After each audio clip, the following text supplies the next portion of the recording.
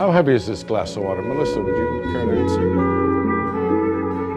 ounces. 12 ounces. 16 ounces.